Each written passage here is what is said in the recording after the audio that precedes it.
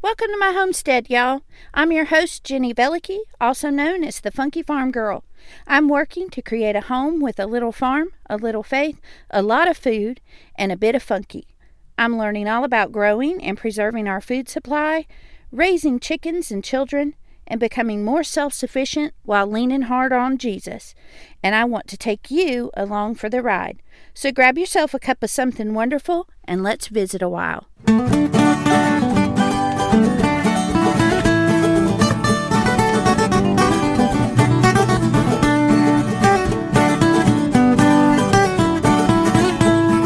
Hey, y'all, and welcome to another episode of the Funky Farm Girl podcast. I'm your host, Jenny Velicky, also known as the Funky Farm Girl, and this is episode 80, our real food journey. Today's episode is brought to you by Abundance Plus. Abundance Plus is an amazing streaming channel full of information for homesteaders and wannabe homesteaders. If you want to know more about gardening, homesteading skills, baking, raising animals, all the things homestead related, then you need Abundance Plus. For as low as $5.99 a month, you can watch commercial-free content that will help you go from apartment to homestead and help you do all the things that you need on a homestead once you're there. I feel like this is a valuable resource. If I have free time to sit and watch TV, this is the kind of thing I want to be watching. So check out the link in the show notes to find out more about Abundance Plus, and be sure to use the code FUNKY10 to save 10% off your streaming fee. Now, before we get into today's episode, our real food journey, I want to give you an update on what's happening on the homestead. So, last week we moved our chickens. We moved a crew of about 7 chickens into the garden to till up all the grass and the weeds and all that kind of thing. And then yesterday we had a hawk that came in and took one of my chickens and killed it. And so we have decided that we do not want to risk any more of our chickens to do that. And so today Michael will be tilling the garden for me once he's home from work so that we can get started getting it ready, covering it with the wood chips and really getting ready to plant, putting the garden prep into high gear. So, yesterday Joe Biden was giving his speech, and he said that there will be food shortages, that it's going to be a real issue because sanctions are going to affect more than just Russia. And I know on here we have talked a lot about get your house in order, and we have also talked a lot, or you've seen different things on my Instagram page about cooking from scratch. And so you're like, that all looks great. I really wish I could do all that. But if you're a typical American, or, I have an international audience here. If you're a typical person anywhere in the world who lives in a neighborhood, buys all their food at the grocery store, how exactly do you start a real food journey? How exactly do you start cooking from scratch? So today I wanted to share our journey to eating from scratch and building a storage pantry. And I'm doing it in hopes that seeing the small ways that we started will help you to come up with your own plan and see that you don't have to bite off more than you can chew. You can start small, you can build over time, and it really will make a huge difference in the way you eat and in the way you shop for food. So, from the very beginning of our marriage, Michael's income has been variable. He works as an automotive technician for Honda, and the way car technicians are paid is based on the labor hours of a job they do. If a job is assigned 4 labor hours, then he gets paid 4 hours.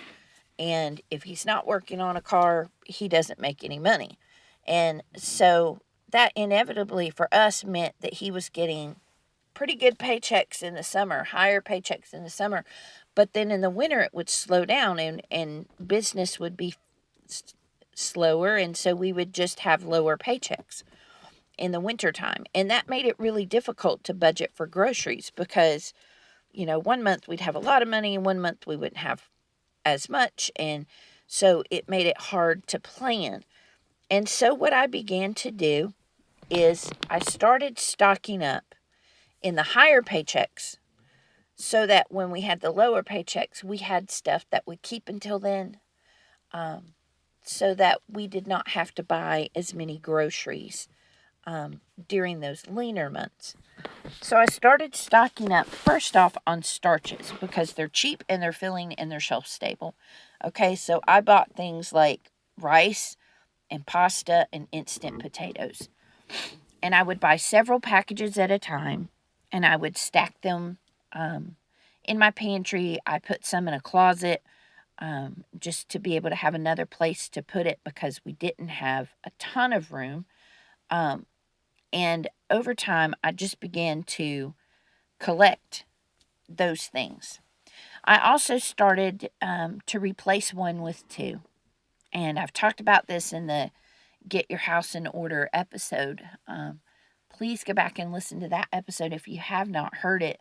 It is really essential to understanding the best way to get started. I really lay out a specific plan for you there. But in our experience, we started with replacing one with two. So if I ran out of mayonnaise, instead of just buying one jar to replace the mayonnaise, I also bought a jar to keep in the pantry. Instead of buying just one thing of peanut butter or ranch dressing or cereal or whatever it was, I would buy two to replace. And that really helped with some of the things that, like the mayonnaise and the peanut butter, that they lasted us a while. So then when it was time to buy it again, we didn't have to because we already had one. And so then when I would take the one from the pantry to put it in the refrigerator or open it to begin using it, then I would go ahead and buy two more. So that way that I always had extra. Then in 2014, Michael had a triple stroke, and that completely changed the way we did life. It changed the way we did our schedule and the stress and all those types of things. We stopped going full throttle on everything. We also started slowly converting from a standard American diet to a whole foods diet. We started concentrating on dinners that had protein and produce. And then we would add a starch for our kids because they were still growing. And so that was the beginning of me cooking from Whole Foods. And I remember that I didn't know how to do anything other than either brown ground beef or, cook chicken in a pan and then add some steamed vegetables. And it seemed very boring to me. And so one of the things I really started doing was buying spices. Lots and lots of spices. And I bought a lot of them in bulk because it was, for the same price, you could get a little bitty store at the grocery store, a little bitty jar at the grocery store, or you could get a big bag online from Essential Organics. And so I began to do little swaps like that. As I would run out of a spice, I would buy a bigger container of it. And I began experimenting with what spices and things worked best with my chicken and my veggies or my ground beef and whatever I was putting with it. I learned how to make soup from scraps. I just all kinds of different little things like that. I learned how to make taco seasoning mix. I started really, really small. And over time, we began to make other kinds of swaps. We started baking from scratch. And that was something that I loved to do already. And so learning how to do it from scratch instead of from a mix was so much fun. And as I did that, I began to notice that I needed more quality ingredients. So I began to buy unbleached flour instead of regular white flour. I began to buy cane sugar instead of just plain white sugar. I began to buy quality salt instead of just white table salt. And I began to understand why those things were important, what made those things more nutritious and better for my family. And so I began to do things like that. I also swapped out real butter for from margarine. I had been buying margarine simply based on price, and I would say, I'm on a budget. Butter is expensive. But we made that switch, and I didn't realize until the other day how long ago it had been that we had made that switch. I was watching a video on Instagram. It was like a little reel, and it was explaining the different oils and everything that make up what margarine is and why they're unhealthy for us. And as I'm watching that video sitting there at the kitchen table, Georgia comes in and she goes, "What's margarine?" She had no context for margarine. She had never, in a time that she could remember, had eaten margarine, even knew what it was. And so to me, that was a little milestone moment to say, wow, my kids only ever remembered real butter and not margarine. I also had to figure out how to organize my stockpile and how to find places to store things. And I just, over the years, have just learned to be creative, that food doesn't have to be in the kitchen, that supplies don't have to be in the kitchen. I have a large portion of stuff in my garage right now. I also have some stuff in a closet and in my kitchen. So you can make the most of the space you have. The important thing is that you're organized and you have a system to it so that you're rotating food and you're using the first bought things first and the most recent things that you bought last, so that you're using things up before they expire or before they go stale and things like that. So by the time we moved out here to the country 3 years ago this week, my pantry was 75 to 80% whole foods. So it took about 5 years of gradual changes. And honestly, y'all, even when we moved out here, it wasn't until I started unpacking the boxes that had the pantry food in it that I realized how little packaged and processed stuff we had. I had arrived at my goal and didn't even know that I had. Now, I say I arrived at my goal, but I still haven't arrived. I'm not at the ultimate point where everything we eat is whole foods and everything we eat is made from scratch. I am a big believer in 80-20, y'all. I still buy cereal and crackers and granola and yogurt. I'm still making changes. There's still things that I would like to learn to do. But right now, the convenience factor and the time factor really are a bigger priority for me because I'm already doing so many other things, especially in this season, prepping for a garden and getting ready to grow again. Cereal is convenient. Do I buy the sugar-laden, ultra-processed stuff? No. We do buy healthier versions of cereal, but we do buy cereal, and it's not something that we eat all the time. Like we'll get some and it'll last us a while. But I think that so many people, especially in social media tend to have an all or nothing attitude, or they portray all or nothing in their feed, and they make you feel like that's the only way to do it. So I really want to make sure that you understand that I eat stuff from a package, y'all. I really, really focus on whole foods, and as much as possible, I make things from scratch. But there are still things that I do eat that are processed. And I believe that if you keep that 80-20 rule in mind and you focus on making 80% of your diet the most nutritious, whole food, made from scratch food that you can, then that 20% of the treats and the processed things that you do eat are not going to be that big of a deal, because 80% of your diet is really, really good. So I'm also learning sourdough and pressure canning right now. I've begun a starter. I actually kind of did what I was afraid I would do, and I forgot about it for a day or two.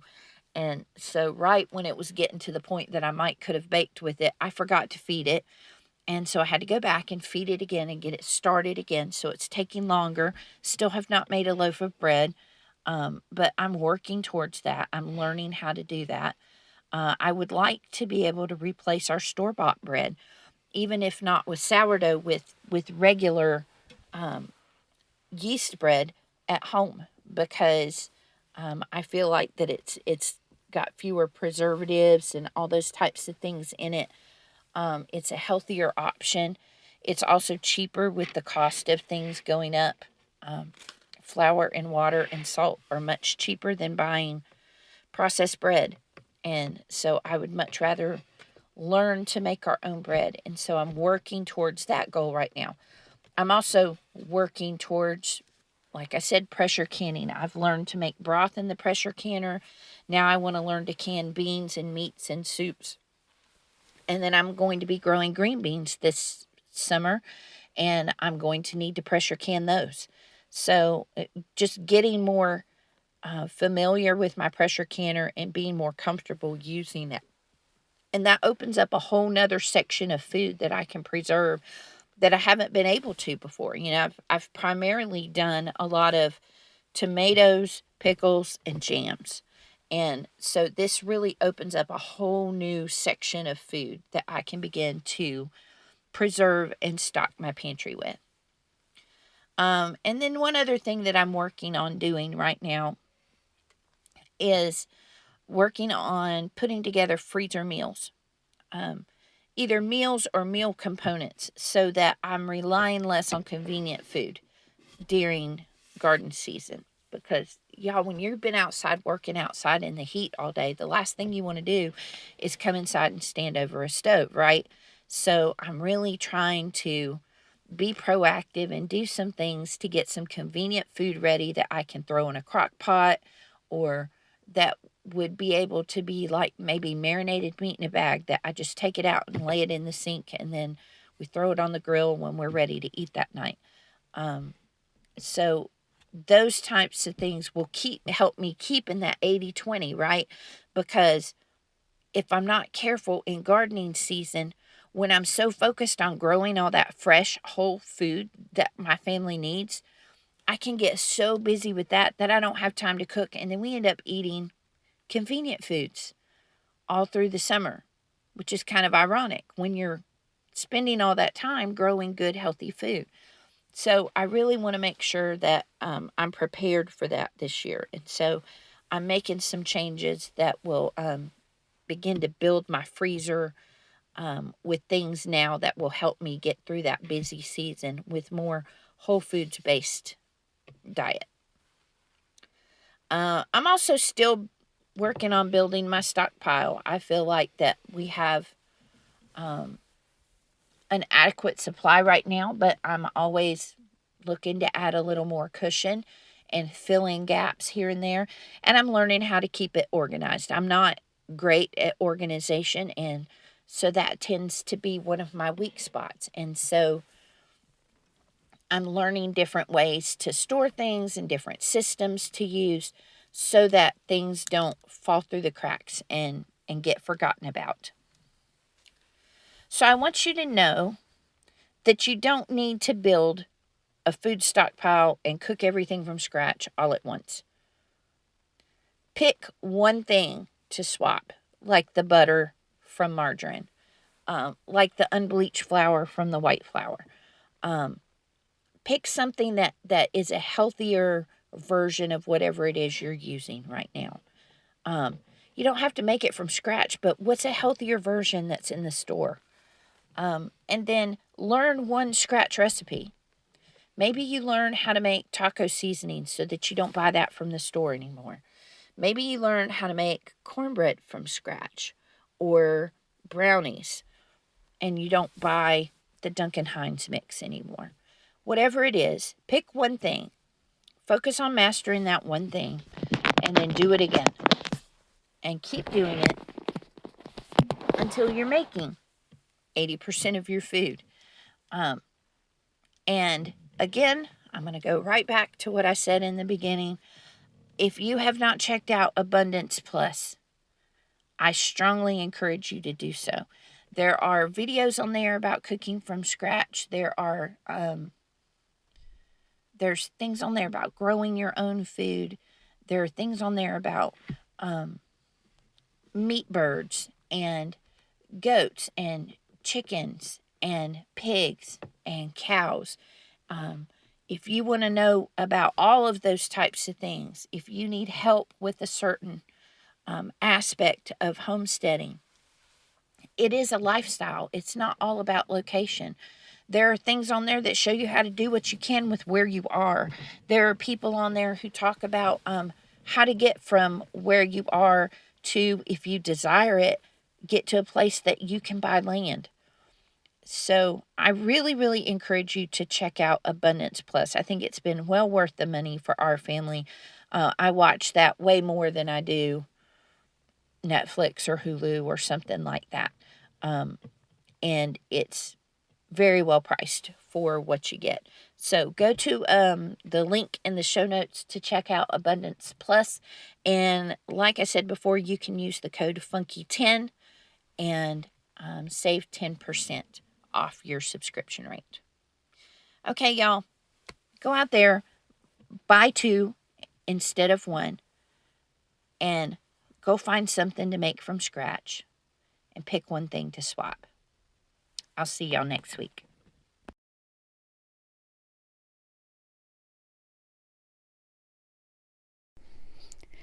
Thanks for stopping by, y'all. If you're inspired by what you've heard today, the best compliment you can give me is to share the Funky Farm Girl with your friends. You can stay connected by following the Funky Farm Girl on Instagram, Facebook, and YouTube. Until we meet again next week, remember to bloom where you're planted.